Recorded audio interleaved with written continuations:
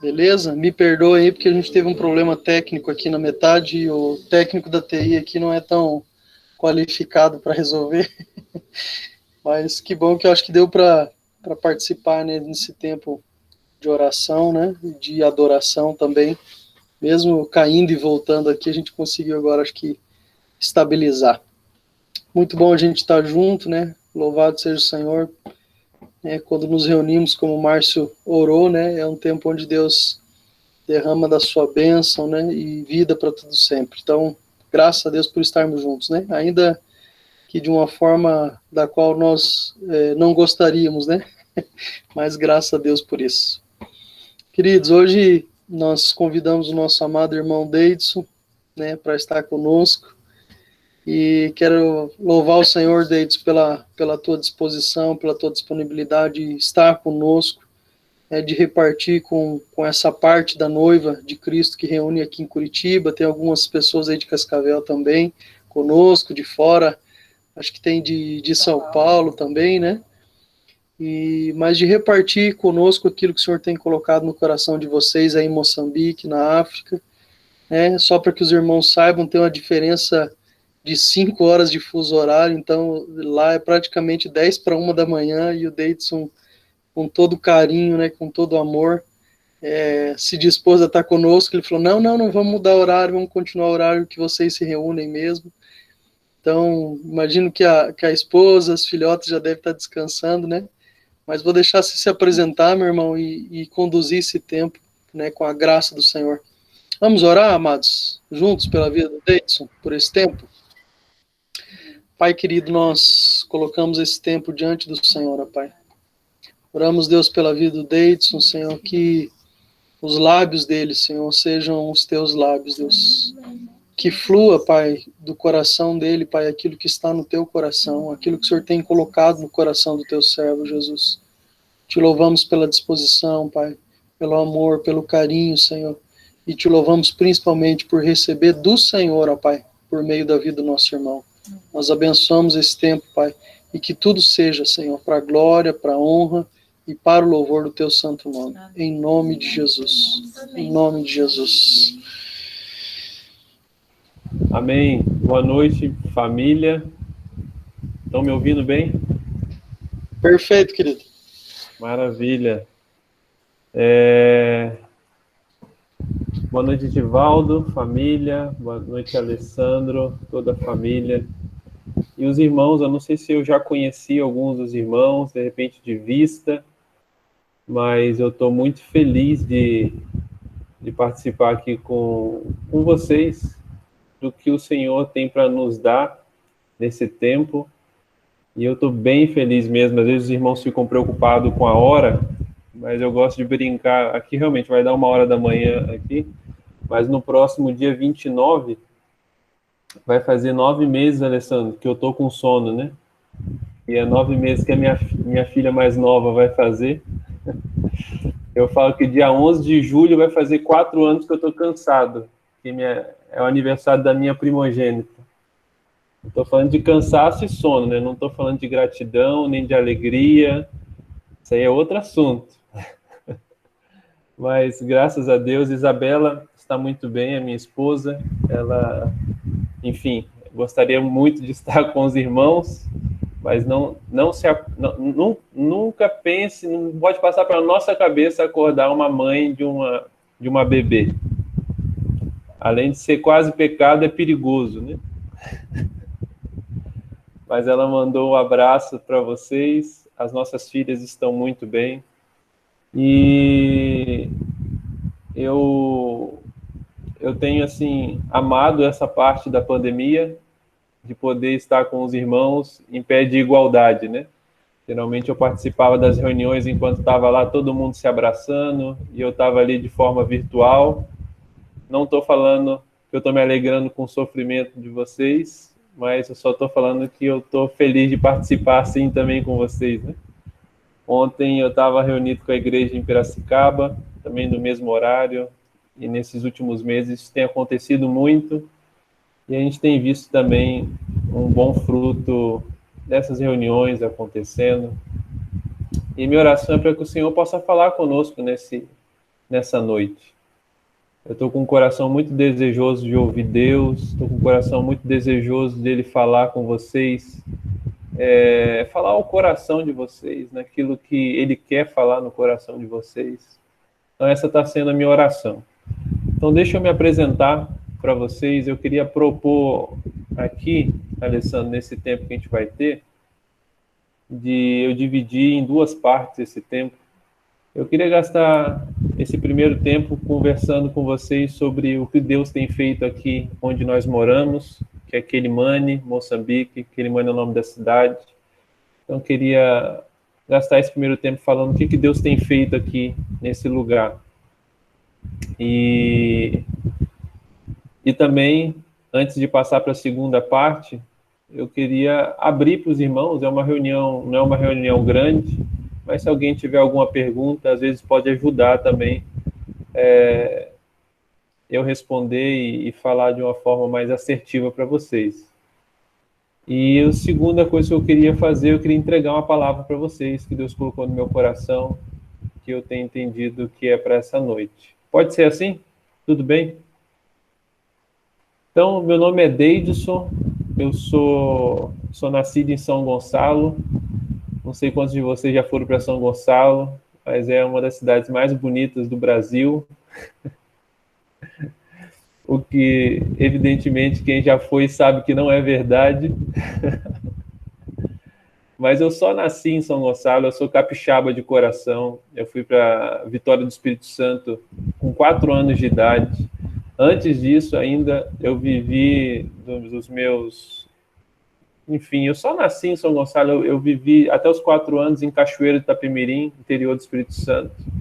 Mas desde os 4 anos de idade até minha fase adulta, eu vivi em Vitória do Espírito Santo, então sou um capixaba. Sou casado com uma piracicabana, que é a Isabela, e nós temos 2 filhas, que é a Liz, a nossa primogênita, e a Naomi, que vai fazer 9 meses no próximo dia 29. Nós estamos servindo aqui em Quelimane, Moçambique. Moçambique, ele fica aqui na África, fica nessa parte da África que a gente chama de África Austral. África Austral, meus irmãos, é como se fosse os países ligados ao Mercosul, aí na América do Sul. Quando a gente fala de Mercosul, a gente está falando aí de Brasil, Argentina, Chile, aquele monte de países. Quando a gente fala de África Austral, a gente está falando de um conjunto de países aqui do Sudeste, Sul e Sudeste da África. Estamos falando de África do Sul, de Zimbábue, Tanzânia, Suazilândia, Malawi, Madagascar, Moçambique. Então, nós estamos nessa região aqui. Quelimane é uma cidade que fica aí a mais ou menos 1.600 quilômetros da capital Maputo. Maputo fica bem no extremo sul do país, faz fronteira com a África do Sul, e a gente está 1.600 quilômetros para cima. A gente está mais ou menos na região centro-norte do país. Essa viagem de Quelimane até Maputo, de ônibus, eu fiz essa viagem de ônibus em dezembro do ano passado. Foram mais ou menos umas 33, 34 horas, por causa da estrada, por causa de conflitos que existem ali no centro do país, eles têm que dormir na estrada, mas a gente está mais ou menos localizado só para vocês se situarem ali. E meu relacionamento com Moçambique começou em 2011, eu era bem jovem ainda, estava no meu último ano de faculdade, eu vim em 2011, orei aqui nesse lugar. Em 2012, final de 2011, eu completei minha faculdade. Em 2012, em janeiro, eu já vim para cá para morar como solteiro e resolvi voltar para o Brasil porque eu ia me casar em 2013. Em 2013, eu me casei com a Isabela, e aí em 2016, depois de um tempo de ajuste como casal, né? Eu e Isabela tínhamos o plano de casar e vir para Moçambique, né? Mas graças a Deus, Deus colocou algumas pessoas com mais juízo do que a gente para cuidar da gente, e eles pediram para a gente ficar um tempo, se estabilizar como casal, era muita cultura para se adaptar, né? Além da cultura do casamento, a gente ia se envolver com uma outra cultura. Então, em 2016, nós viemos para cá e próximo maio vamos fazer 5 anos como família aqui, né? Nesse tempo que nós estamos aqui, nasceram as nossas 2 filhas. As nossas 2 filhas são moçambicanas, são machuabas. Machuabo, quem nasce em Quelimane é machuaba, é como se fosse quem nasce em Vitória do Espírito Santo é capixaba, quem nasce em Quelimane é machuabo. O nome da tribo daqui é Chuabo. Então temos 2 moçambicanas aqui na nossa casa e graças a Deus estamos bem nesse tempo e louvamos a Deus por viver aqui, por Deus ter plantado a gente aqui nesses dias da nossa vida. Eu quero falar para vocês um pouco do que Deus tem pedido para a gente fazer aqui e como Ele tem operado. Se eu fosse colocar um ranking de coisas que a gente faz, que preenche o nosso coração, sem dúvida nenhuma eu colocaria para vocês, em primeiro lugar, de ministério aqui para nós, é a nossa casa. Deus coloca um peso muito grande no meu coração, no coração da Isabela, a respeito da formação de Cristo dentro de nós e das nossas filhas, né? Eu já coloco para vocês, com peso de oração, temos investido, temos orado nisso. Eu peço que os irmãos orem pela conversão das minhas filhas um quanto antes. Estou muito desejoso de ver minhas filhas tendo uma experiência profunda com o Senhor. Nesse último mês foi um mês muito marcante para nós, onde a Liz começou a ter algumas experiências um pouco mais profundas, onde a gente viu o coraçãozinho dela começando a se quebrantar, fazer algumas perguntas diferentes. Então, por favor, quando vocês lembrarem de orar por nós, ore pelas nossas filhas, pela conversão das nossas filhas. Eu creio que esse tempo precisa chegar logo e a gente quer estar pronto para isso. E como é a primeira coisa no nosso ministério, eu acho que o nosso ministério está prosperando. Desde que a gente chegou, já dobrou o número de membros aqui na nossa casa. Então, não sei se vai aumentar mais ainda, né? Mas tem um outro assunto sobre a nossa casa que nós estamos aí orando já há muito tempo e demos alguns passos de fé já há 1 ano e meio, que é sobre adoção. E nós já conversamos com as pessoas responsáveis na cidade, promotores de justiça. Aqui tem todo um mecanismo diferente, mas temos isso vivo no nosso coração. Mas, querido, quando vocês lembrarem sobre a nossa família, por favor, orem por isso, pela operação do Senhor na nossa casa. E nós queremos a revelação de Cristo aqui dentro de casa. A gente precisa de muita oração de vocês em relação a isso. A segunda coisa que a gente trabalha, que preenche muito nosso coração aqui, é esse ambiente que eu estou com vocês aqui agora. É a igreja na casa. Quem conhece a gente aí já há algum tempo, sabe que com o passar dos anos, Deus foi formando no nosso coração um coração pastoral e isso realmente preenche grande parte do nosso coração, da nossa força. E estar aqui com vocês, meus irmãos, é muito da finalidade assim do nosso ministério. A gente tem visto o Senhor levantar a gente para encorajar, para ajudar, cooperar, suportar com a igreja na casa. Eu estou muito convencido, queridos, que a expressão mais poderosa da igreja na terra é a casa. Quando a gente abre as Escrituras, a gente vê 3 expressões da igreja.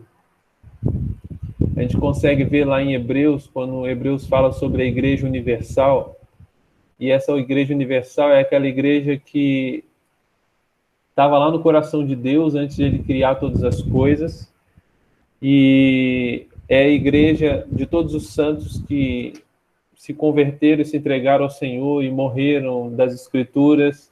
É a igreja que está aqui hoje e é a igreja que vai se casar com o Senhor Jesus na volta dele. Então essa é a igreja universal. Então a igreja universal a gente sabe que ela existe, mas a gente não consegue tocar na Igreja Universal e a gente não consegue dimensionar a Igreja Universal. A segunda expressão da Igreja nas Escrituras está lá na carta de Paulo, que é quando ele se refere, nas cartas de Paulo, quando ele se refere à igreja na cidade. A igreja na cidade é a segunda expressão da igreja. E a igreja na cidade, a gente também sabe que ela existe, só que a gente não consegue dimensionar, a gente não consegue tocar. Por exemplo, se eu pergunto para vocês aí, quantas igrejas existem em Curitiba, quantas igrejas existem em Cascavel, é lógico que vocês sabem que eu não estou falando de prédio, eu não estou falando de censo. Não dá para a gente saber. Não dá para a gente dimensionar. Muito menos tocar. Vocês não conseguem tocar e ser tocados por toda a igreja em Curitiba. Mas aí vem a terceira expressão da igreja nas Escrituras, que a gente também vê nas cartas de Paulo, vê também em algumas cartas de outros apóstolos, que é a igreja na casa. A igreja na casa, meus irmãos, a igreja na casa é a expressão mais poderosa da igreja na terra. Você pensa comigo, Deus se faz carne e ele vai morar numa casa. Deus se fez carne e ele foi morar numa casa. Habitar em família. Deus nos resgata. Deus nos resgata, sacrificando o Filho dele por nós, para nos dar morada, junto com ele, em sua casa. Deus envia o Espírito Santo para fazer o trabalho de nos fazer semelhante a Jesus. E ele envia o Filho para morrer por nós e nos fazer casa dele. Meus irmãos, a expressão mais poderosa da igreja, a expressão mais poderosa da igreja em toda a terra é a casa. Por favor, queridos, vocês podem se sentir pressionados por muitas coisas nesses dias. Mas, por favor, não se sinta menos poderoso por estar dentro de casa. Não se sinta num lugar de desvantagem em referência ao reino de Deus, ao que Deus quer fazer porque você está em casa. Porque a casa é o lugar de maior expressão da igreja na terra. Amém? Então isso enche muito o nosso coração. Muito, muito mesmo. A gente, quando veio para Moçambique, Deus nos deu uma palavra que era a seguinte, que nós iríamos servir aqueles que estão servindo. E de fato é isso que acontece. Não porque a gente procura, mas eu vou falar isso com vocês na palavra mais à frente, mas quando Deus fala alguma coisa, é interessante que a gente só precisa dar um passo de obediência, que é Ele que é responsável em cumprir o que Ele falou, né? E é interessante os nossos dias aqui, porque dia após dia vai aparecendo as pessoas que Deus já levantou aqui em Moçambique como missionários, como pastores, líderes, e eles vão passando aqui na nossa casa, na nossa vida, e de alguma maneira a gente pode servir eles. Então, essa seria assim a segunda coisa mais importante para nós.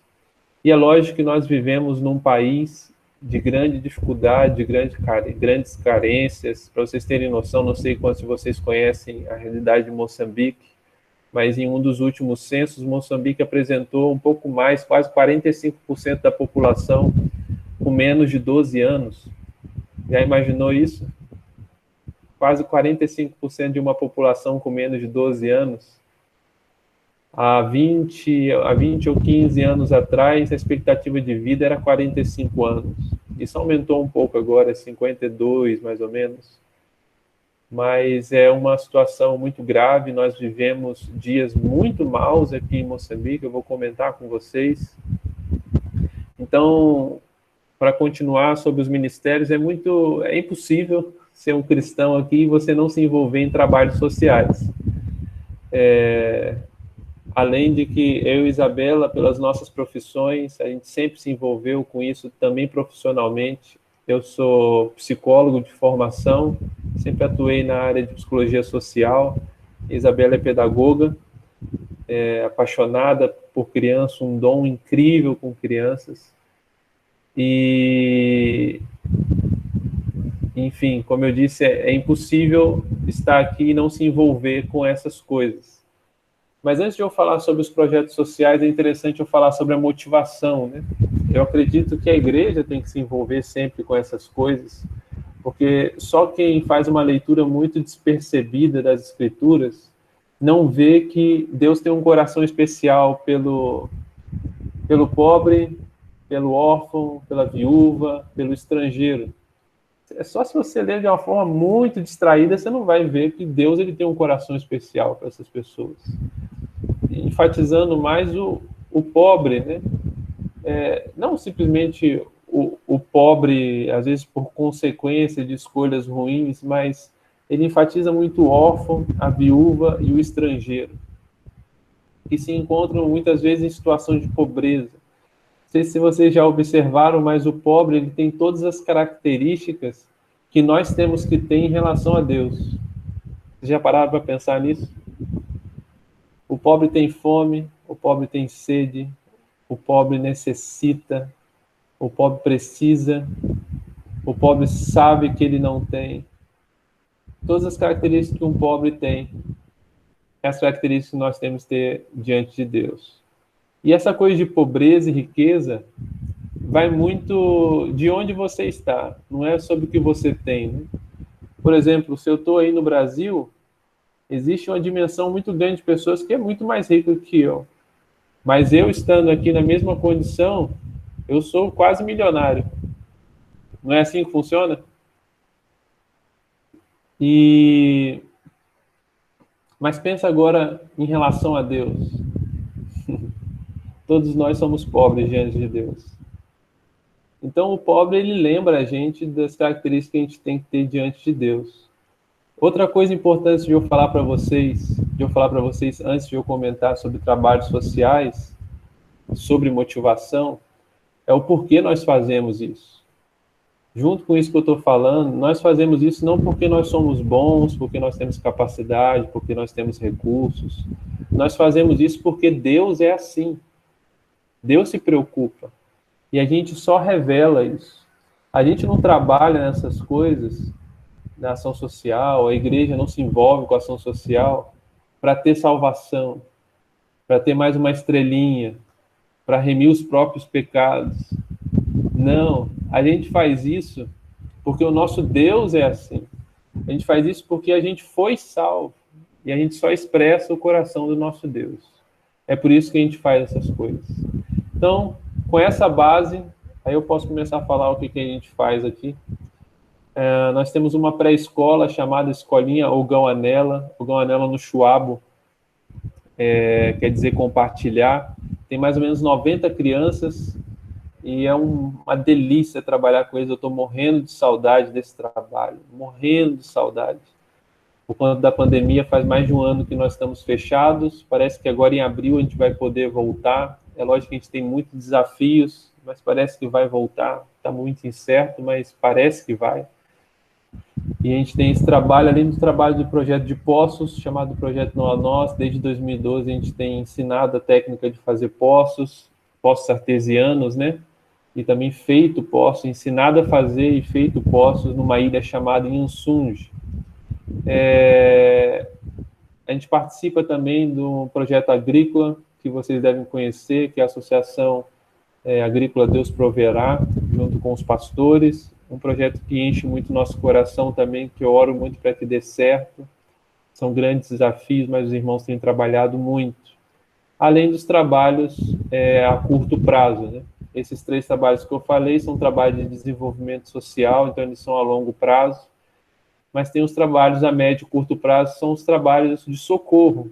Pra vocês terem noção, só nesse ano nós tivemos 2 ciclones tropicais aqui, e isso gera também trabalhos de socorro, que são a curto prazo, construção de casa, mantimento para quem perdeu tudo.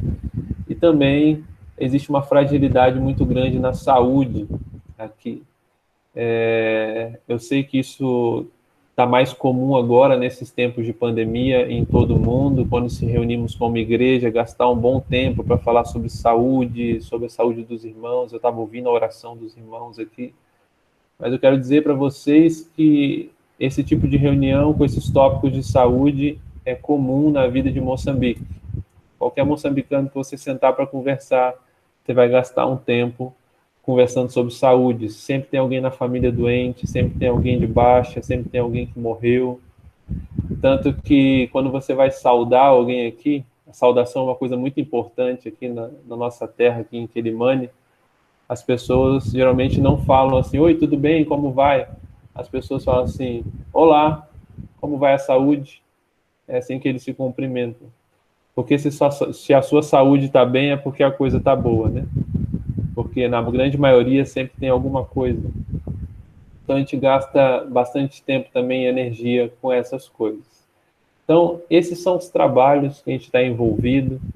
E se eu fosse resumir todos esses trabalhos para vocês, eu diria que é a proclamação do Evangelho e a formação da vida de Cristo nas pessoas, que é fazer discípulos, né? Então a gente faz esses dois trabalhos nesses meios, esses veículos que Deus tem nos dado. E agora eu quero falar um pouco com vocês da situação do país. Moçambique é um país muito jovem em relação à democracia, essas coisas. Moçambique, lá na década de 70 e alguma coisa, esqueci o ano específico, mas foi quando teve a independência de Moçambique em relação aos portugueses, muito recente, um povo ainda machucado. Você ainda encontra pessoas que lembram daquela época de escravidão, enfim, aquela coisa horrível, mas eles tiveram a independência da forma deles aqui, não dá tempo de contar, mas logo depois entrou numa fase muito ruim, e depois da independência nós tivemos muitos anos de guerra civil. Essa guerra civil se estendeu até o ano de 92, e ela nem acabou. Teve um acordo de paz que foi assinado em 94, e isso destruiu muito o país, e essa guerra não terminou. Desde então, os dois partidos estão no país e eles são armados. Então, apesar de ter um governo estabelecido, é o governo que instituiu a democracia no país, quando os portugueses saíram, a democracia, né? Só que eles nunca saíram do poder em todas as eleições desde quando os portugueses saíram, né? Então é isso que gera tensão no país, todas as eleições. Já participei de algumas eleições aqui, e é uma pior que a outra, e isso machuca muito o país, o povo, e isso gera conflitos armados no centro do país. Agora está bem calmo, porque não tem dinheiro, né? Guerra precisa de dinheiro para ser feita. Então está bem calmo esses conflitos no centro do país. Uma outra coisa que vale a pena pontuar aqui em Moçambique é uma guerra no norte do país, que começou há 3 anos atrás contra o Estado Islâmico.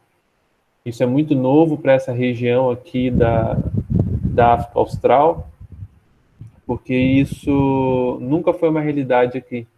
É a primeira vez que um grupo radical islâmico está aqui. Então, isso é muito triste. Eu vi alguns dados falando de quase 400 mil refugiados moçambicanos dentro do país aqui, por conta dessa guerra lá no norte do país. Em dezembro do ano passado, eu estive lá junto com outros irmãos para a gente trabalhar nos centros de refugiados, mas principalmente para a gente estar numa cidade chamada Montepuez e na cidade de Pemba, para encorajar a igreja local. Homens e mulheres assim, fiéis, que apesar de todo o terror, têm se permanecido fiéis em Cristo. Foi minha primeira experiência em estar em um lugar realmente de terror. Então, foi uma viagem muito ruim, mas muito boa. Muito ruim para ver uma realidade assim, pesadíssima. Eu, naqueles centros de refugiados, encontrei famílias que andaram quase 100 quilômetros fugindo no mato. Encontrei uma criança, várias crianças, mas duas me marcaram muito. Uma foi que estava com o braço quebrado já há dias, e quando fugiu, seus pais foram mortos pelo Estado Islâmico e ela quebrou o braço na fuga e estava sozinha naquele centro de refugiado. Uma outra criança que eu vi construir na sua casa sozinha porque tinha perdido toda a família, de uma criança aí de uns 8 anos de idade. E a gente foi levar roupa, tinha comida, mas não é roupa e comida, né? A gente foi levar esperança, foi levar um olhar de Deus para elas, que Deus vê elas, né? Interessante que o norte de Moçambique sempre foi muito fechado para o evangelho por causa da presença islâmica, mas nesses dias, por causa de tanto desespero, as portas se abriram para a pregação do evangelho de uma forma diferente. Para vocês terem noção, quando eu estava em um centro de refugiado, um dos líderes, né, ele é chamado de chefe de posto,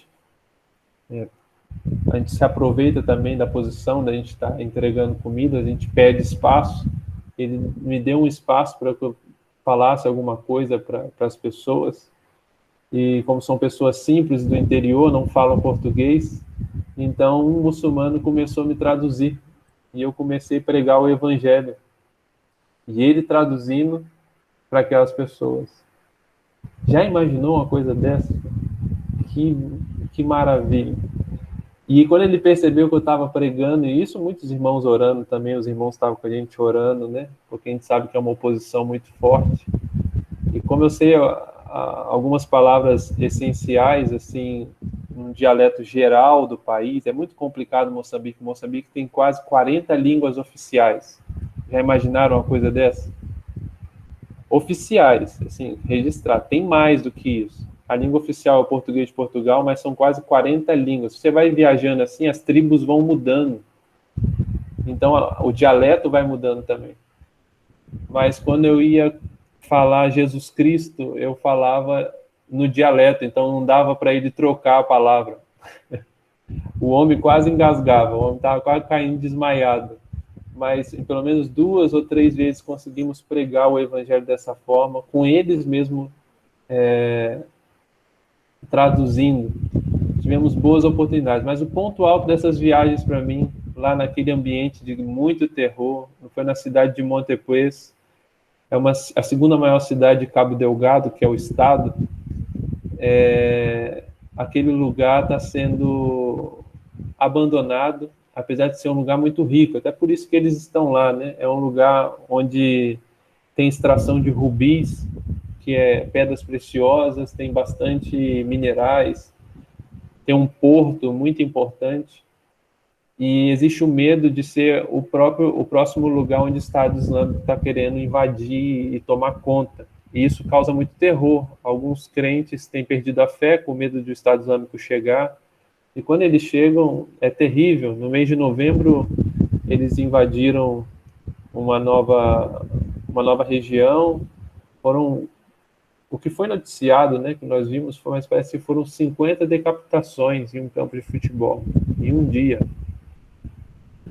Então, isso gera terror. Quem podia vender e sair as coisas saiu. Ninguém mais vende nada, assim, talhão, ninguém quer comprar. Talhão é terreno, ninguém quer comprar nada. Então, é um clima de terror, né? Mas o ponto alto para mim foi estar com aqueles irmãos. Irmãos fiéis, irmãos que conseguem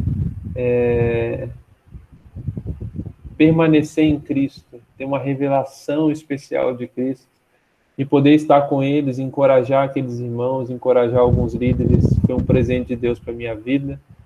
E a gente está aí orando, se preparando para ver se a gente consegue visitá-los novamente esse ano.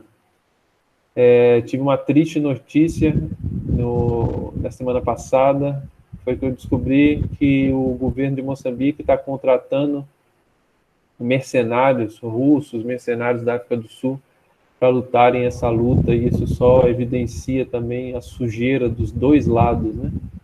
Tem muita coisa oculta, mas por favor, orem por Cabo Delgado. Cabo Delgado fica mais ou menos umas 13 horas de carro daqui da minha casa, não é tão longe não. E para completar, um quadro do que está acontecendo aqui em relação ao Covid. O Covid, por alguma explicação, não explodiu em África, como explodiu em todo o mundo. Lógico que na África do Sul é um lugar onde explodiu mais, nosso vizinho aqui, mas de forma inexplicável, nós não tivemos ainda aquele caos por conta do coronavírus. Temos o caos normal de África, né? Para vocês terem noção, na semana passada foi a primeira vez que eu e Isabela tivemos conhecimento de uma pessoa com coronavírus aqui na nossa cidade que nós conhecemos. É lógico que a gente sempre acompanha os números, a gente sabia que tinha alguns números aqui na cidade, mas a gente nunca conhecia a pessoa, né? Semana passada foi a primeira vez que eu conheci. Uns 4 dias atrás, fiquei sabendo que meu vizinho aqui da frente, é uma família de indianos, e o dono da casa está com coronavírus, então me parece que está crescendo aqui na nossa região. E aqui é muito difícil de saber, né? O sistema de saúde nem precisa de coronavírus para ser um caos, não existe sistema de saúde que aguenta aqui. E então essa coisa de teste, não teste, tem muita suspeita, mas confirmação a gente não sabe. A preocupação é que o grupo de risco nosso aqui é muito grande, né? Tem um grupo de risco enorme, a saúde da população é muito frágil por conta de muitas malárias, por conta de muitas doenças bacterianas, por conta do HIV, por conta da tuberculose também, que é muito normal aqui nessa região, a tuberculose também. Então, o grupo de risco assim é enorme, a desnutrição, né? Desde de criança, falta de nutrientes. O grupo de risco é muito grande, mas a gente continua orando por uma graça do Senhor em relação a isso. Nesse meio tempo, como todos os governos do mundo, foram criados, como posso dizer, prevenções, né? Então, o governo vem fazendo alguns decretos, e é lógico que aqui, né, é bem diferente a questão do Estado. Eu não quero entrar em conversas, comentários políticos, né? Não tem tempo para fazer. Eu não quero fazer só o comentário, que é ruim, teria que fazer uma base toda para explicar tudo, para ficar melhor. Então, eu não quero entrar nem em comentários, né? Mas eu quero dizer que o Estado aqui ele é muito grande, ele é muito forte, e ele começou a colocar restrições fortes aqui em relação às expressões religiosas. Isso aos cristãos, aos islâmicos. O islamismo no país é muito forte. Só na minha cidade aqui, sei lá, deve ter mais de 10 mesquitas, deve ter aqui. Mas todos os decretos até então era só sobre se reunir nos locais de culto, as construções, né? Chamadas igrejas. E isso aconteceu desde o ano passado. Tudo bem, faz anos que a gente trabalha com os irmãos sobre igreja na casa. Os irmãos que caminham mais perto de nós não tiveram grandes dificuldades em relação a isso. Mas nesse último decreto, o presidente acrescentou uma coisa que tem gerado muitos problemas aqui para a igreja local. Quando ele renovou esse decreto há 2 semanas atrás, de 30 dias, ele, além de falar que estava proibidas as reuniões nos locais de culto, ele acrescentou um "e", locais de culto e expressões religiosas. Essas expressões religiosas ele não explicou o que era, e no meu ponto de vista, de forma proposital.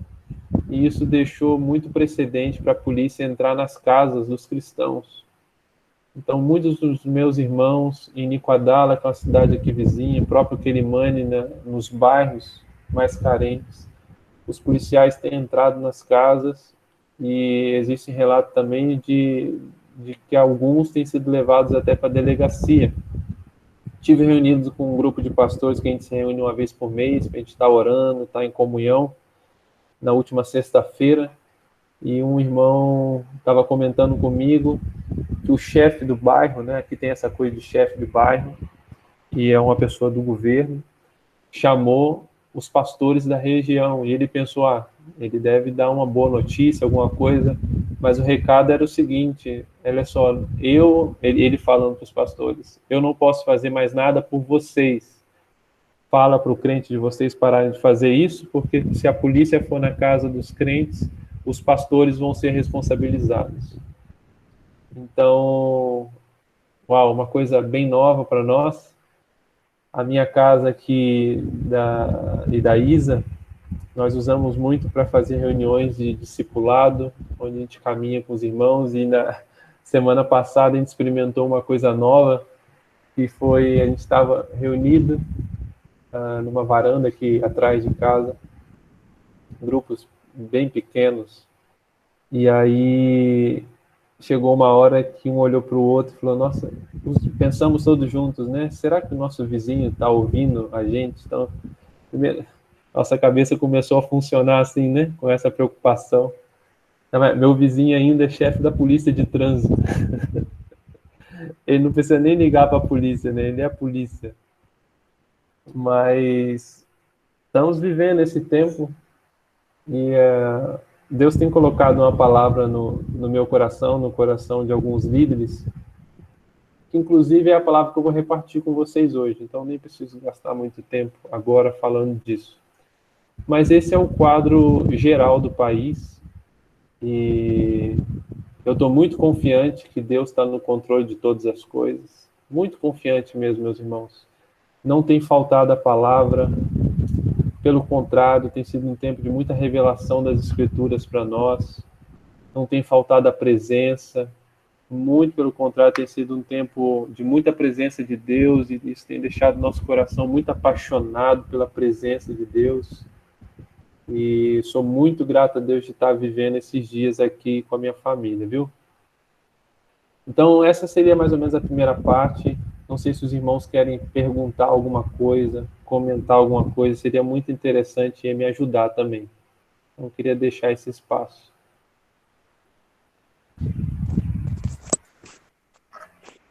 Como que está a questão do evangelismo aí em Moçambique? Vocês estão fazendo para levar à frente essa questão nesse tempo das restrições? Uhum. A gente sempre trabalha de uma forma que é encorajar os irmãos a repartir o que Deus fala com eles, né? Então, o evangelismo, ele permanece. Deixa eu só ver aqui quem que perguntou. Susimir? Susi. Isso, pode chamar de Júnior, é mais fácil. De Júnior. Eu também tenho um nome difícil, rapaz. Mas Júnior, a verdade é que vida comunitária, vida de toque em Moçambique, só vai acabar quando Jesus voltar, porque coronavírus não consegue não, rapaz. Aqui eles podem parar tudo, não dá. Moçambique é um país de contato. Como que eu posso trazer um exemplo muito claro? Por exemplo, a arquitetura da casa. Quando se constrói uma casa aqui, a cozinha é fora. Para você ter ideia, a cozinha é fora. Até famílias que têm um pouco mais de condição financeira poderiam fazer uma cozinha dentro. Às vezes até faz a cozinha dentro, mas deixam o fogão fora. Eles cozinham fora. Então é tudo na rua. É tudo na rua, é tudo na rua. O que só evidencia mais essa perseguição do governo em relação aos cristãos, que já vem de algum tempo já.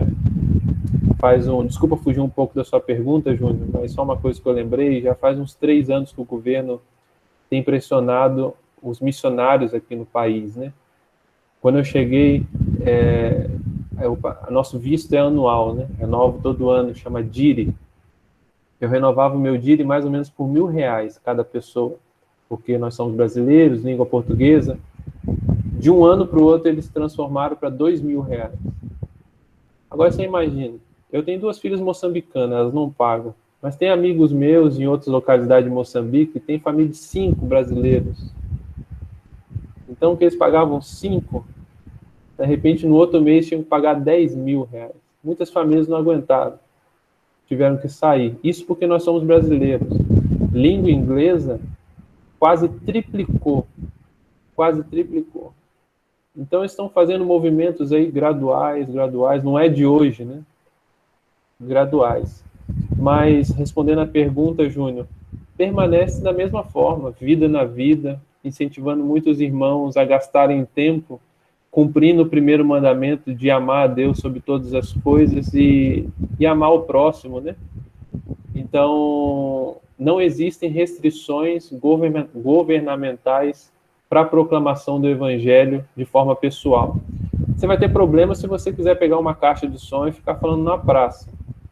E você vai ter problema se você quiser fazer isso de uma sala de aula ou qualquer instituição do governo. Mas não por conta de uma ação de guerra religiosa. Porque assim, eu acho que a maior religião em Moçambique é o governo, né? O próprio governo, o partido político é uma religião.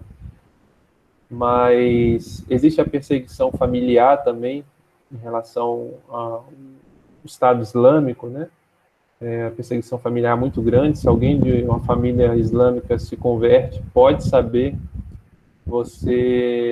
aquela pessoa no outro dia está na rua, não é tratado como filho, mas em relação à evangelização, ainda de forma pessoal, o que eu acredito de forma particular, que é a mais saudável e a mais eficiente, né? Amém. Boa noite, Boa noite. Boa noite, Valdo. Na verdade, a gente gostaria de saber em relação ao suporte assistencial dessas crianças, das 90 crianças, como é que tem acontecido durante esse período de pandemia, já que não pode estar reunido, né?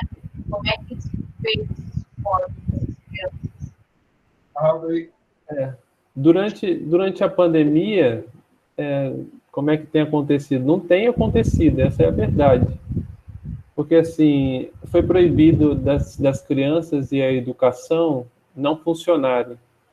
Mas a verdade é que as crianças só não estão na escola, né? Estão na rua o dia inteiro, porque não tem para onde ir, as crianças ficam na rua. A nossa escolinha, ela funciona de forma sustentável. Por quê? Porque a gente carrega aquela palavra de Deus, né? Que a gente veio servir aqui, está servindo. Então a gente tenta sempre não fazer um trabalho pioneiro, a gente sempre trabalha para perder o emprego, né? Então, se a gente faz a coisa sustentável e Deus tira a gente daqui amanhã, a igreja local consegue continuar o trabalho. Então, por que eu estou falando isso? 45 crianças da escola são pagantes. E essas 45, elas sustentam as outras 45. Para dizer que para a escolinha funcionar, não necessita de dinheiro estrangeiro, na teoria. Então, se o governo fechou a escolinha, a gente não tem o dinheiro dos 45 pagantes. Então, a gente não tem o dinheiro para fornecer para as 45 bolsistas. Então, isso que interfere. Então, o desenho da escolinha é muito bom para quando ela funciona, né? Mas se ela é impedida de funcionar como da pandemia, a gente fica sem recursos para nutrir as famílias carentes. Mas estamos aí com fé em Deus mesmo, de que a gente pode abrir aí nesse próximo abril, orando para que os pagantes refaçam as matrículas. Sabemos que o quadro financeiro só vai piorar na cidade também, mas entendendo que Deus tem um propósito nisso daí, e temos que esperar. Não sei se respondeu a sua pergunta.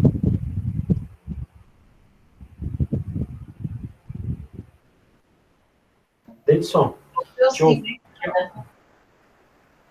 Oi, Márcio. Opa. Então, queridão, a gente vai estar orando por vocês aí nesse tempo, mas uma pergunta. Se tu vai pedir oração, qual é a principal carga de oração para quem está aqui no Brasil orando por vocês hoje? Né? O que é o que mais a gente deveria estar movendo, assim, orando, colocando diante do Senhor? Né? Com relação também às religiões que tem aí, todo o mundo espiritual, né? Toda a realidade que vocês enfrentam no dia a dia aí nessa cidade, nesse país. Márcio, uma ótima pergunta.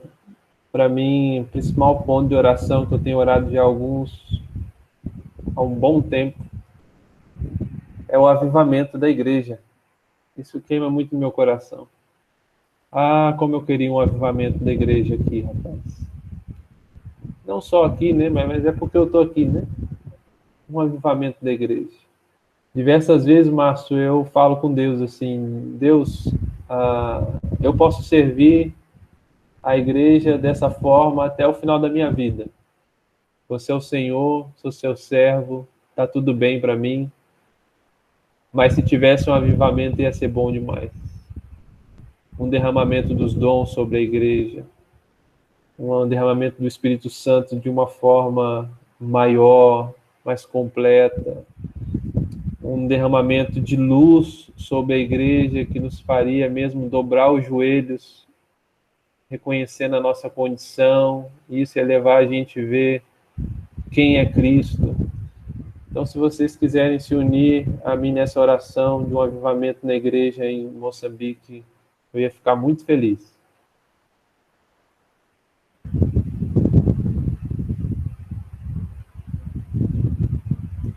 Mais alguma pergunta, irmãos?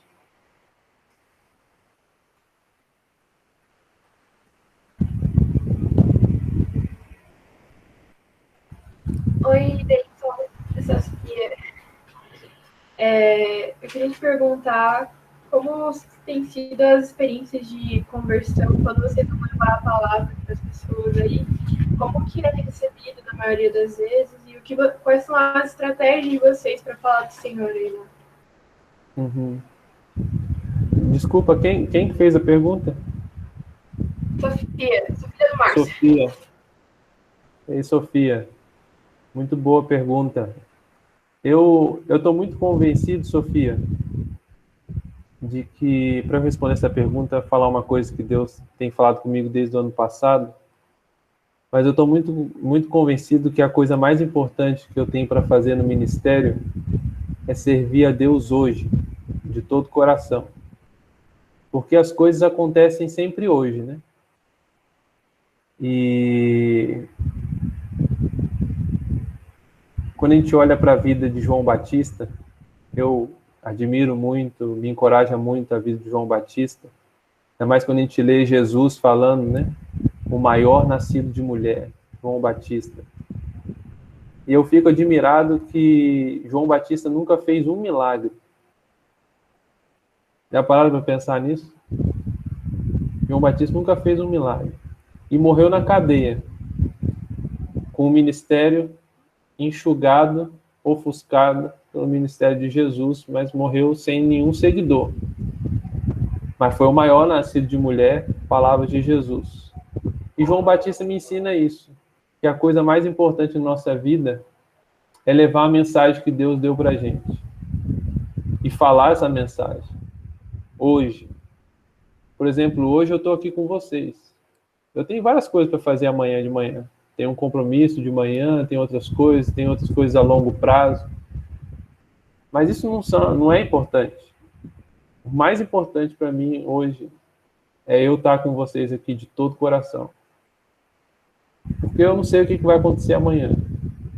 Então eu acredito, Sofia, que a evangelização aqui, minha principal estratégia de evangelização aqui, inclusive eu não só faço isso comigo, tento fazer isso com a minha casa e com os irmãos que a gente tem caminhado, discipulado, suportando, é essa estratégia. Viver de todo o coração hoje. Hoje. Atentos a todas as experiências, a todo momento. Porque essa coisa de evangelização é engraçado, viu, Sofia? Quando eu penso na minha própria conversão, eu vejo que teve um momento que eu me converti para Deus. Mas teve inúmeros momentos que Deus me converteu para Ele. Que foram irmãos me evangelizando. Por diversas vezes tem irmãos à nossa frente que a gente acha que já está tudo resolvido, mas que é preciso a gente evangelizar eles de novo. Evangelizar eles de novo. Liberar a palavra do poder de Deus, né? E a palavra do poder de Deus é o Evangelho. E Paulo fala, não me envergonhe do Evangelho, porque esse é o poder de Deus para a salvação. Então, a principal estratégia, respondendo a sua pergunta, a principal estratégia é viver a mensagem que Deus me deu de todo o coração, hoje. Aí, como que isso vai acontecer, esse é interessante. como isso vai acontecer, é Deus que decide. Pelo menos na minha experiência, né? É Deus que decide. Cada dia Deus tem uma história diferente, rapaz. Amém. Já teve uma vez, vou contar uma experiência para vocês que eu acho muito linda essa experiência. Teve uma vez que eu estava dormindo e aí sonhei. Eu sonho muito. Estou sonhando menos esses dias, né? Eu estou dormindo menos. Mas eu sonhei que eu estava num lugar e tinha uma menina endemoniada. E ela estava... É até engraçado falar estar bem endemoniada, né? Como se estivesse um pouco endemoniada, mas ela estava bem endemoniada mesmo. E aí eu começava a orar pela menina e nada. De repente aparecia um grupo de jovens e a gente começava a orar junto e aquela menina era liberta. Aí eu acordei. Aí fui comer com a Isa de manhã, o café da manhã. E aí falei para ela, contei para ela. E tinha um grupo aqui, cara, de vários países de língua inglesa. Estavam fazendo um projeto e eles nem estavam sob a nossa responsabilidade. Mas eles estavam no mesmo local onde a gente tem a escolinha Algoanela. Eu estava trabalhando lá na escolinha Algoanela. E esse grupo estava fazendo uma refeição lá de almoço. E aí, quando eu cheguei no lugar, logo tinha muita coisa para eu fazer de trabalho, logo fui fazer. E Isabela é muito sensível para as coisas que estão acontecendo que ninguém vê, sabe? Isabela, precisa ver. Isabela tem um dom para achar a gente chorando. Não sei qual é o dom disso, mas você vai num shopping assim, e aí você tá tudo bem, Isabela de repente me cutuca, fala assim, ó, aquela mulher lá tá chorando. Eu falei, que mulher que tá chorando? Aquela lá do sorvete. Eu falei, deixa a mulher chorar, não, vamos lá, tá? Desse jeito. E aí a Isabela logo falou assim, olha, fulana de tal, que é filha de não sei quem, que morava nesse local, né? Tá doente. E eu fui lá ver, ela não é só doente não, que a menina tá endemoniada. E eu nem lembrava do sonho. E nem a Isabela também nem lembrou. E aí eu fui lá, a Isabela me levou e comecei a orar pela menina. Nada, a menina estava como morta, deitada, não conseguia levantar. E aí eu fui, resolvemos almoçar lá mesmo com aquele grupo. E quando eu estava sentado comendo com aquele grupo, me deu estalo, lembrei do sonho. Falei, meu Deus, Deus me deu o mapa desse dia. Tá aqui o grupo de jovens, tá lá a menina endemoniada que eu orei que não resolveu. Peguei, só falei com aquele grupo ali, ó, vamos lá orar pela aquela menina. Levantamos para orar pela aquela menina. Começamos a orar. Resumindo a história, 5 minutos depois da oração, de algumas palavras proféticas que a gente entregou para aquela menina estava em cima de uma goiabeira, pegando goiaba com as outras crianças.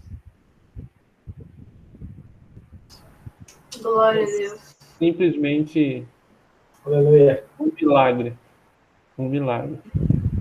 Mas é Deus que resolve como vai fazer.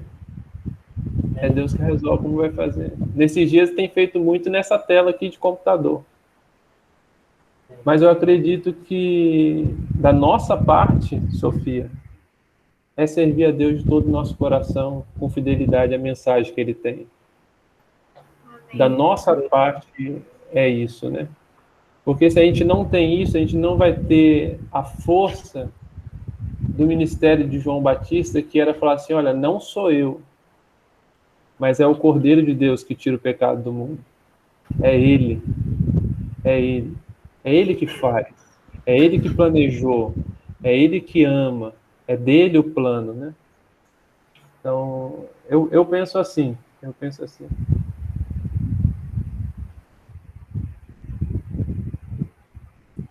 Obrigada. Nada, imagina. Tem mais alguma pergunta? Coisa boa conversar com vocês.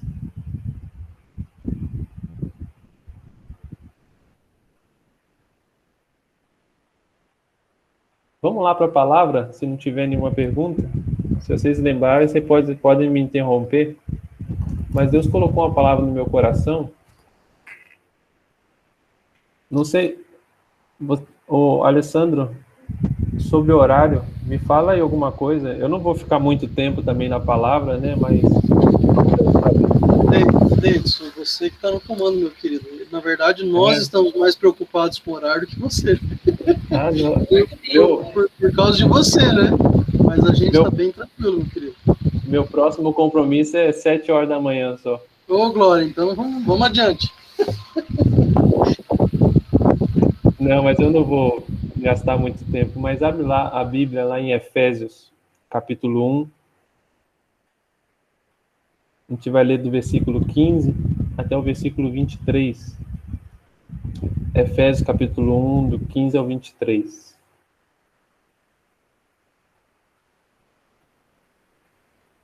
Amém?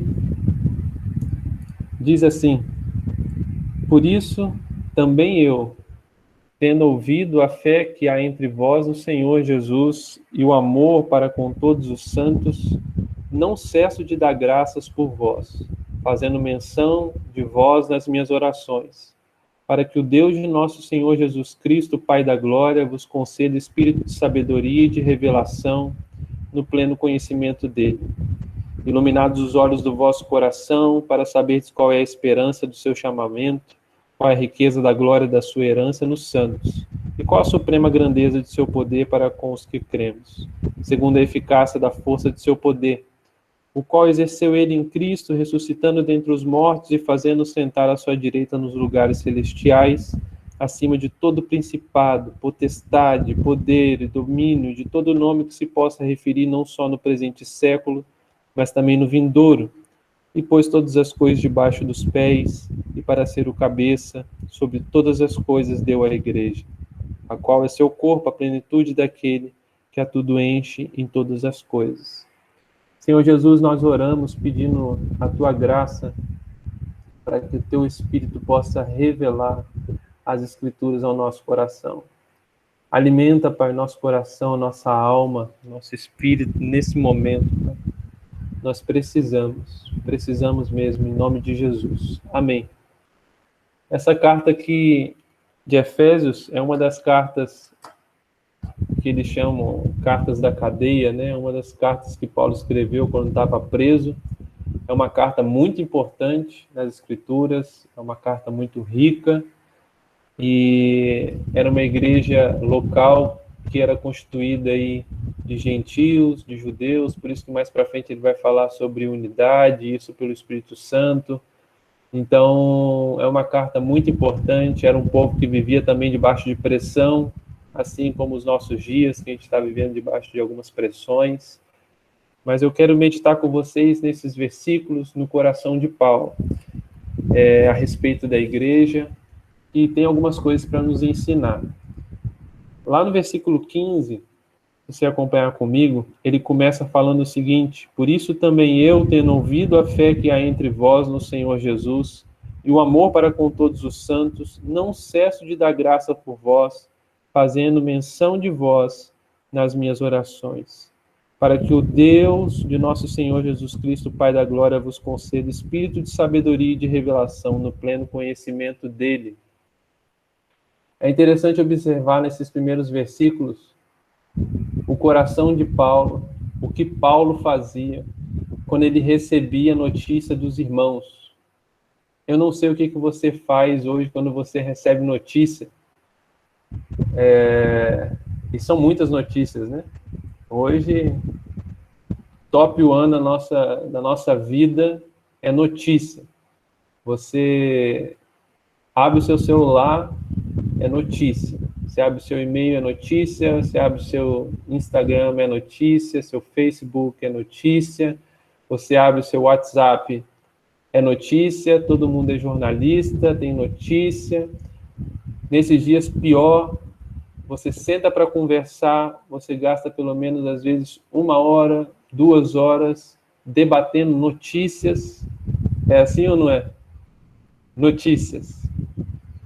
Eu não sei o que você faz com essas notícias, porque notícia é uma coisa da vida, né? Se bem que nesse tempo realmente está demais.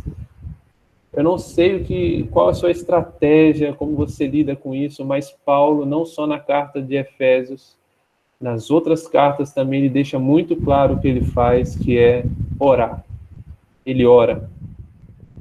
E não só quando as notícias são boas. Nesse caso aqui, as notícias são boas, ele fala aqui do amor, da fidelidade que ele escuta dos irmãos da igreja, e ele ora, mas se você pega a carta aos Coríntios, as notícias são péssimas, mas a postura é a mesma.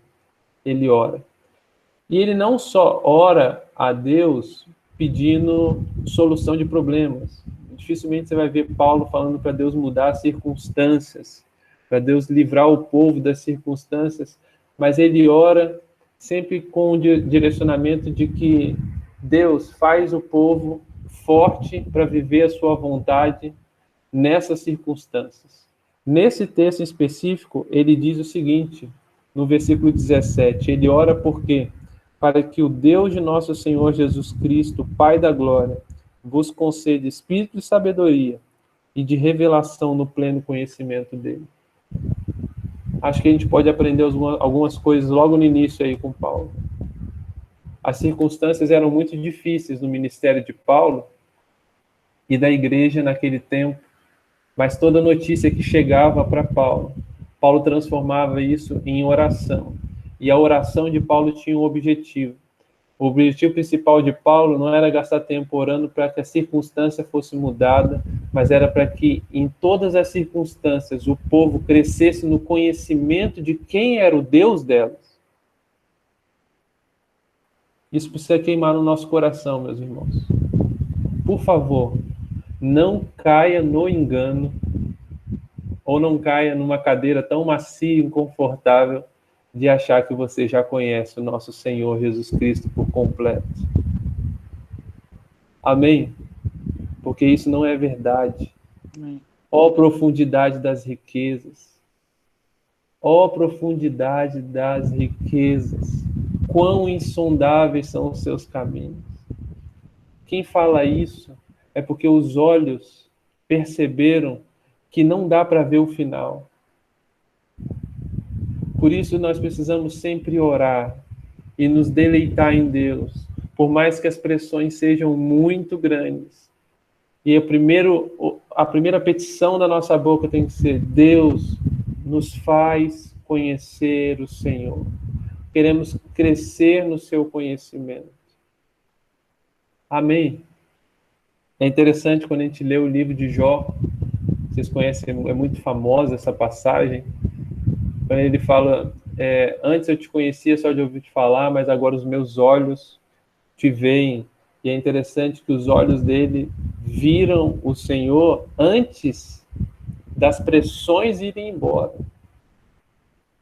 Antes das bênçãos, das novas bênçãos serem renovadas sobre a vida dele. Mas quando os olhos dele viram o Senhor, ele cresceu no conhecimento do Senhor, porque Jó não era um homem pecador. O primeiro versículo de Jó é incrível, um homem reto, se desviava do mal, íntegro, palavras de Deus, testemunho de Deus a respeito de Jó. Era um homem que conhecia Deus, mas que quando Deus se revelou, ele no meio da pressão, ele teve mais conhecimento de Deus, ele falou, agora eu te conheço. Imagine só. Que isso inunde seu coração.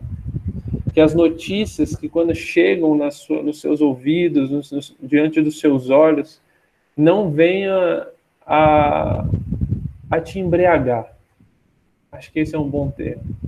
Que nós não andemos bêbados com tantas notícias, mas que nós venhamos a transformar todas as notícias em oração. Por exemplo, as coisas que eu falei sobre a minha realidade aqui hoje. Por favor, meu irmão, se essas notícias ficarem na sua cabeça, não deixem essas notícias serem transformadas em angústia, não deixem essas notícias serem transformadas em qualquer outra coisa, antes de serem transformadas em oração. Transforme em oração. Ah, mas que tipo de oração? Deus, que aquele povo venha conhecer mais o Senhor. Porque Deus tem um plano. Amém? Eu creio nisso. Eu creio nisso. Amém. E Paulo continua falando no versículo 18.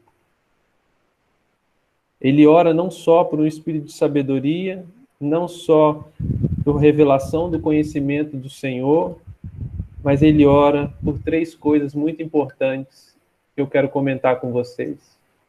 Ele ora, versículo 18, iluminados os olhos do vosso coração, para saberdes qual é a esperança do seu chamamento, Qual é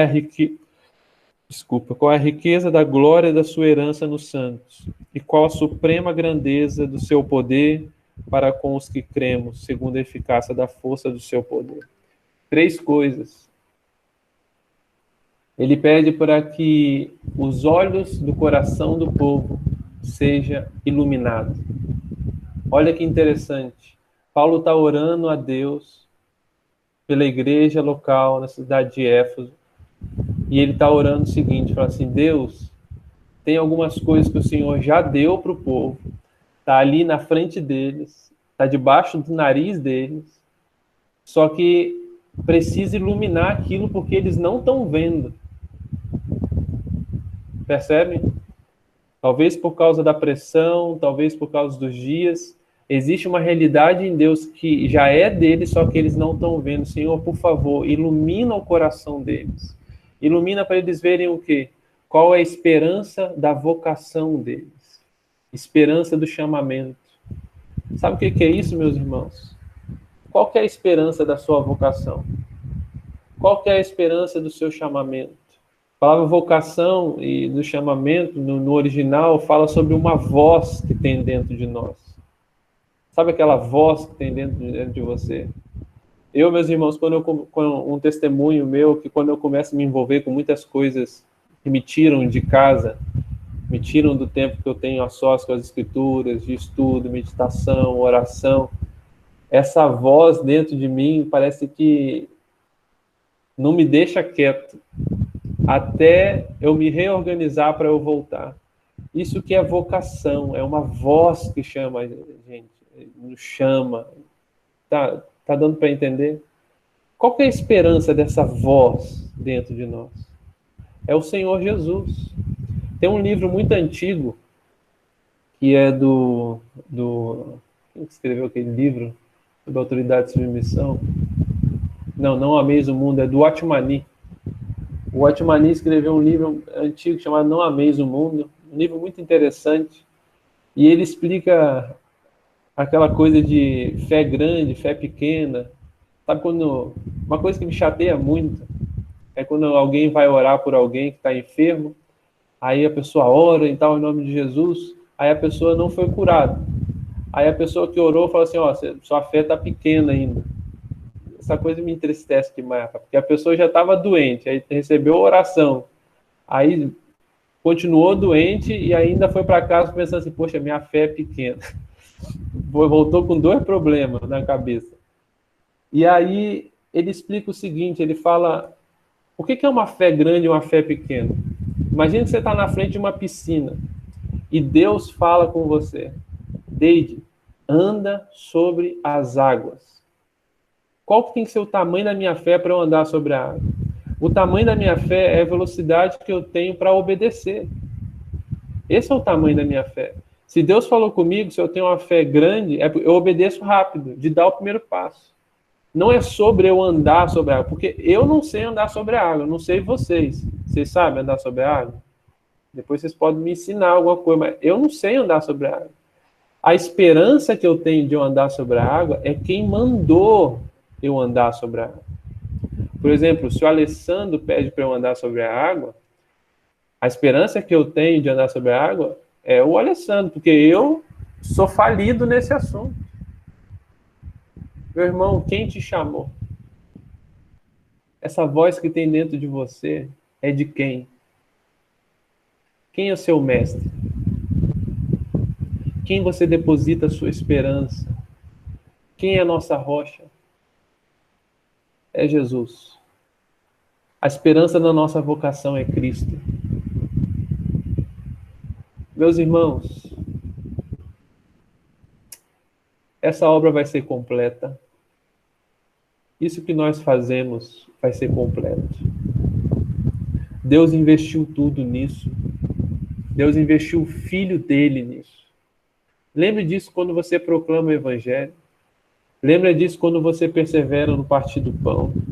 Lembra disso quando você persevera, meu irmão, em fazer discípulos, em formar o caráter de Cristo nas pessoas. Lembra disso, meus irmãos. A esperança da nossa vocação. Minha oração é que o Senhor ilumine o seu coração nessa noite. para que você veja com clareza qual é a esperança da sua vocação. E o nome dela é Jesus Cristo. Deus vai completar essa obra. Ele investiu tudo, ele investiu o Filho dele nisso. E ele vai completar. Amém? Segunda coisa que Paulo ora, a riqueza da glória da herança nos santos. Que o Senhor ilumine os nossos corações, para que nós possamos ver a riqueza da herança que nós temos em Cristo hoje. Eu não estou falando dos novos céus, da nova terra, não estou falando da segunda vinda. Eu estou falando da herança de Cristo que nós temos hoje. E muitas vezes, por causa da dureza do nosso coração, por causa das distrações com as coisas desse mundo, com as pressões desse mundo, nós não vemos a herança que nós temos hoje em Cristo. Queridos, existe uma herança em Cristo para nós disponível hoje, e essa herança, ela é tremenda. Hoje eu posso amar com o amor de Jesus. Vocês já pararam para pensar nisso? Eu, que sou um homem falido, um homem quebrado, um homem que, se eu olho dentro de mim, eu não consigo achar pureza. Quando a gente vai estudar química básica, uma substância pura é uma substância sem mistura. E um dos principais temas das minhas orações é para Deus tirar as misturas do meu coração. Como eu sou interesseiro, como o meu amor não é puro, como o meu amor sempre tem uma segunda intenção. E eu oro, e eu peço para Deus tirar isso, e de repente Deus fala assim: filho, eu te adotei, e agora você pode amar as pessoas, você pode amar a você mesmo, e você pode me amar no nome de Jesus. Olha que herança maravilhosa. Nós podemos amar no nome de Jesus. Vou falar uma coisa óbvia, mas às vezes as pessoas não sabem. É por isso que a gente encerra a oração falando em nome de Jesus. A gente está chegando no nome que foi dado a nós. É herança. É o selo. Meus irmãos, usem isso. Nós somos co-herdeiros em Cristo. Que o Senhor ilumine o coração de vocês, para que vocês lembrem que existe um nome que é sobre todo nome, e nos foi dado por herança esse nome. Aleluia. O perdão. Eu posso perdoar, meus irmãos, porque essa é uma herança de Cristo para mim hoje. Eu posso perdoar. Sabe uma herança maravilhosa que eu amo muito? É que eu posso reconhecer os meus pecados, só que sem culpa, porque eu já fui perdoado. Que herança maravilhosa. Vou contar uma experiência recente para vocês, para a gente poder glorificar a Deus junto com essa herança. Na última reunião de pastores, quem repartiu a palavra foi o Tito. E eu não sabia. Acho que o pessoal aí conhece o Tito bem, ou não? Conhece, Alessandro? Não? Alguns deles. Tá. O Tito é um moçambicano que, por conta da guerra civil, alguns anos atrás, se mudou para Cascavel e aí se casou. E, para minha alegria muito grande, ele foi ordenado como presbítero e está num momento de transição para outra cidade. Tito, em 2012, morou comigo aqui em Moçambique, dividimos a mesma casa, 2 jovens, então uma pessoa muito querida. E entrei na reunião e eu não sabia, até entrei atrasado, eu vi o Tito, cara, na hora meu coração encheu de alegria, o tamanho do milagre, eu sei de onde o Tito saiu, cara. Eu vi como é que Deus resgatou ele, tudo que Deus fez, meu coração se encheu de muita alegria. E, de repente, um assalto, uma flecha veio no meu coração. Eu tive inveja do Tito. Eu falei, poxa, caraca, Tito está compartilhando uma palavra. Eu também gostaria de ter. Sabe por que isso aconteceu comigo? Porque eu sou um homem caído. Mas acabou a reunião. E eu ainda estava com aquela coisa ruim no coração, sabe? Aquela lutinha. Eu chamei minha esposa. Falei, Isa, estou sentindo isso. Senti inveja. Você pode orar por mim? Ela orou por mim. E eu fui liberto. Sabe por quê? Porque eu tenho uma herança em Cristo Jesus hoje. Porque eu sou um homem perdoado por Cristo. E não é por causa do meu desempenho. Tem um poeta chamado Zé Bruno que ele fala o seguinte: o seu perdão, falando de Jesus, né? O seu perdão chegou antes da minha culpa. Meus irmãos, que os olhos do seu coração sejam iluminados para a herança que nós temos em Cristo hoje. Nós não fomos chamados para andar como escravos, mas fomos chamados para andar para a liberdade que Cristo nos dá. E essa liberdade nós podemos desfrutar na herança que nós temos hoje. E eu oro para que as escamas dos seus olhos possam cair agora, em nome de Jesus, e você possa ver e desfrutar toda a herança que você tem em Cristo Jesus. Amém? Ah, meus irmãos, como Deus é bom. Como Deus é bom. Depois Paulo continua falando. Posso continuar, meus irmãos? Depois Paulo continua falando a terceira coisa, versículo 19. E qual a suprema grandeza do seu poder para com os que cremos, segundo a eficácia da força do seu poder. O poder de Deus. Quando eu estava respondendo Sofia, eu falei que o poder de Deus é o evangelho do reino de Deus. Ponto. É isso, meus irmãos. Pode ter manifestações do poder de Deus, mas Deus escolheu que o poder dele fosse manifestado na boa notícia, porque eu não me envergonho do evangelho, porque esse é o poder de Deus para a salvação de todo aquele que crê. É assim que funciona. E o poder de Deus é para a salvação. E a salvação de Deus, ela manifesta esse poder sendo operado em nós. E ela foi manifestada lá na cruz, quando ele nos salvou no nosso espírito. Ele reviveu o nosso espírito. Nós fomos salvos no espírito. Lá na cruz, nós fomos salvos da dívida. Da dívida que nós tínhamos com o Senhor Jesus, nós fomos remidos lá na cruz. Mas também é verdade que nós estamos sendo salvos hoje do poder e do prazer do pecado. O Senhor tem salvado a nossa alma. Se você não consegue perceber isso, meu irmão, essa ação do poder de Deus na sua vida hoje, eu oro para que as escamas dos seus olhos possam cair agora, em nome de Jesus. E você veja, o poder de Deus sendo operado na sua vida para gerar salvação do poder e do prazer do pecado todos os dias. E é verdade que Deus usa momentos de circunstâncias muito ruins para isso acontecer. É muito verdade. O centro do evangelho não são as bênçãos, não são as bonanças, é o Senhor Jesus Cristo. Sempre foi assim. Se Deus não poupou nem o Senhor Jesus Cristo para fazer o propósito dele, meus irmãos, Deus não vai poupar a nossa vida para nos fazer igual ao Senhor Jesus Cristo. Amém?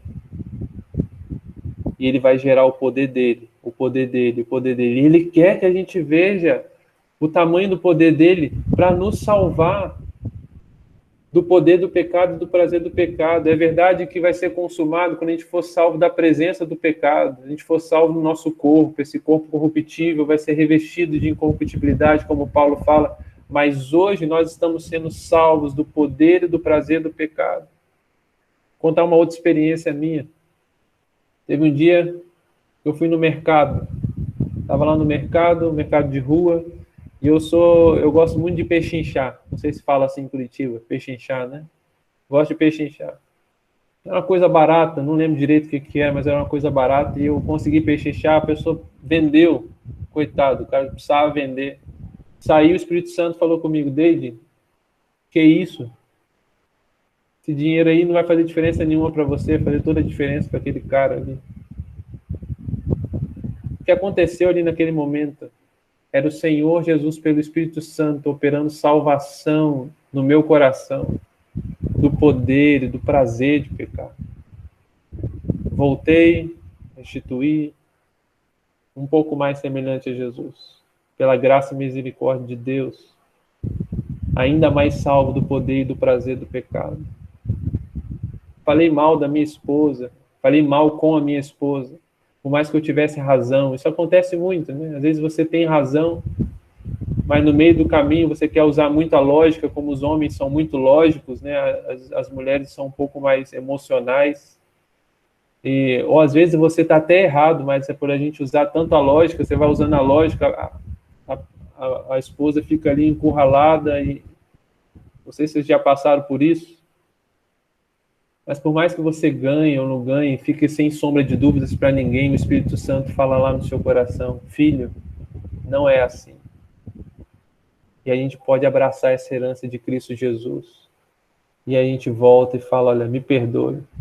Isso foi o meu orgulho. Isso é a dureza do meu coração. Eu renuncio isso. Eu falei mal com você. Nesse momento nós somos salvos do poder e do prazer do pecado. E os nossos olhos, eles são abertos para ver onde Deus está operando com o seu poder. Amém? Meus irmãos, Deus opera de duas maneiras. Ele trabalha na história e trabalha dentro de nós. Se a gente esquece qualquer uma dessas vias, a gente se perde. Se eu estou aqui em Moçambique achando que Deus só está trabalhando em Moçambique, em pouco tempo eu vou perder tudo, porque Deus trabalha dentro de mim. E Ele tem que continuar trabalhando dentro de mim. Espero que os seus olhos estejam começando a se abrir para algumas coisas que estão na frente de vocês. E o texto continua, mas eu quero ir lá para o versículo 21. E ele fala: acima de todo principado, potestade, a posição que Deus colocou Jesus, né? Domínio e todo nome que se possa referir, não só nesse presente século, mas também no vindouro. E pôs todas as coisas debaixo dos pés de Jesus, para ser o cabeça sobre todas as coisas. E deu a quem? A igreja, a qual é seu corpo, a plenitude daquele que a tudo enche em todas as coisas. Deus colocou Jesus sobre todas as coisas, mas Ele pega Jesus e coloca e dá o seu Filho para a igreja, como casa. Esse texto fala muito do coração de Deus, sobre aquilo que eu estava falando, sobre a expressão mais poderosa da igreja na terra, que é a casa. Deus, ele fala aqui, Paulo está falando aqui nesse texto, que no 22, pôs todas as coisas debaixo dos pés de Jesus, para ser o cabeça sobre todas as coisas, deu a igreja. A estratégia de Deus aqui na terra, do plano de Deus que vai ser completo quando Jesus assumir todas as nações que já foram dadas. Isso já está certo, meus irmãos, já está certo, isso vai acontecer. Foi o que? Dá Jesus à igreja. Jesus não foi dado a partidos políticos. Jesus não foi dado para governantes. Jesus não foi dado para estratégia de educação. Jesus não foi dado para ideologias. Jesus não foi dado para grandes corporações. Jesus não foi dado para grandes instituições religiosas. Jesus não foi dado para grandes homens sábios. Jesus foi dado para a igreja. É assim que Deus exerce o poder dele pela boa mensagem aqui na terra, por meio de vocês. E é interessante que Paulo, ele tinha essa consciência tão grande, tão grande, tão grande, de que Deus deu Jesus com o seu governo para a igreja, que Paulo não era nem otimista nem pessimista. Porque é perigoso você ser otimista e pessimista. Eu sou uma pessoa muito otimista. E às vezes a pessoa fala assim, isso é legal, mas é difícil às vezes você andar com uma pessoa muito otimista, que às vezes quando a pessoa é muito otimista, é perigoso. Está tudo errado e a pessoa é otimista ainda, e você fala, rapaz, calma, você não está vendo a realidade. Às vezes eu sou esse tipo de pessoa. Mas Paulo não é que ele era otimista. Paulo, ele conseguia ver a realidade do patamar correto. Ele não via a realidade no sentido da nossa vista humana. Ele via da vista de Deus, onde Deus tinha o colocado. É interessante quando você lê as cartas de Paulo, um exemplo que se aplica muito ao nosso tempo. Paulo, ele sempre fala: eu, prisioneiro do Senhor. Eu, prisioneiro de Cristo. Eu, prisioneiro dos irmãos, a igreja. Ele nunca fala: eu, prisioneiro dos romanos. Eu, prisioneiro dos judeus. Ou eu, prisioneiro de seja lá quem que estava prendendo ele. Por quê? Ele sabia que todas essas coisas estavam debaixo dos pés de Cristo. E Cristo foi dado a ele para que ele manifestasse a vida de Cristo na terra. Meus irmãos, por favor, sintam as pressões desses dias. Transforme isso em oração. Deus vai iluminar as coisas no coração de vocês. Mas lembre que todas essas pressões, elas estão aqui, embaixo de nós. Elas são reais. Eu não estou falando aqui que elas não são reais. São reais. Nesse final do ano, mais um testemunho aí. Eu quebrei no final do ano. Eu estava muito cansado, me abalou muito aquelas 2 viagens que eu fiz. Não sei se vocês sabem, mas missionário é pessoa normal também, igual todo mundo. Eu não vou, eu não cuspo fogo. E eu quebrei. Eu perdi um pouco a minha resiliência, toda aquela exposição àquela miséria, aquele sofrimento. Miséria é uma coisa que consome muito a gente. E juntou também um tempo grande sem dormir, né? Porque aqui não tem avô, não tem avó, dessa vez não teve ninguém que veio ajudar a gente, então foi muito puxado para nós. Eu quebrei. Sabe quando você cansa de tentar descansar? Já passaram por isso, não? Você cansa de tentar descansar? Chegou um tempo que eu e Isabela estava assim. E a gente foi orar. E a gente começou a receber um milagre de Deus dentro de nós.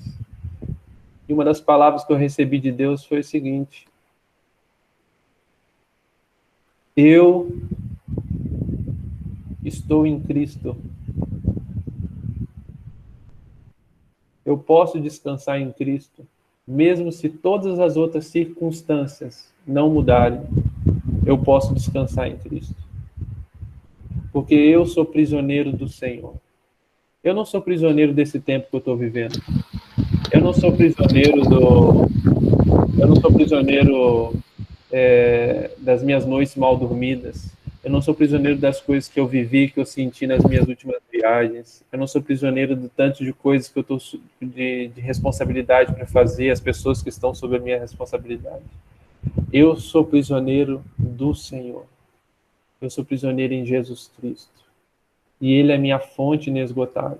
Mesmo que nada mude, eu sou prisioneiro do Senhor.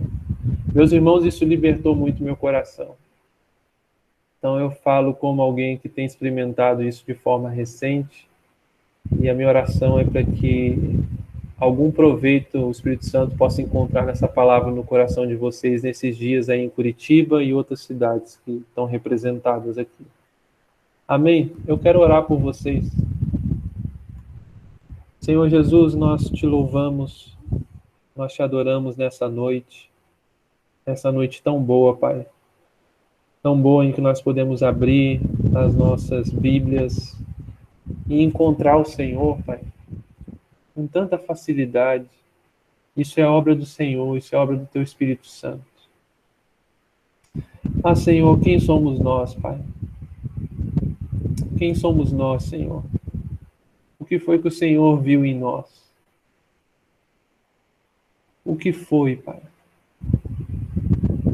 Obrigado pelo seu perdão. Obrigado, Senhor, pela redenção no seu nome. Ilumina os olhos, Pai, do nosso coração, para a sua misericórdia e a sua bondade. Eu peço que o Senhor enche o coração da igreja em Curitiba de amor ao Senhor, que eles possam amar o seu nome se exercitar na sua presença em devoção, amando a Deus de todo o coração, em casa, sozinhos. Enche o coração deles para que eles possam amar o próximo, Senhor, de todo o coração, e servir ao Senhor, Pai, de todo o coração, todo dia, sem algemas, Pai, sem pesos desnecessários, mas tendo a revelação diária da esperança, da vocação deles, tendo a revelação diária, Pai, da grandiosa herança que nós temos no Teu nome, e a revelação diária, Senhor, da profundidade, Pai, da intensidade do Seu poder que gera salvação em nós todos os dias, Pai, todos os dias. Nós Te louvamos. Eu Te amo, Jesus. Aumenta o nosso amor pelo Teu nome nesses dias. É tudo que nós queremos. Em nome de Jesus. Amém. Amém, meus irmãos.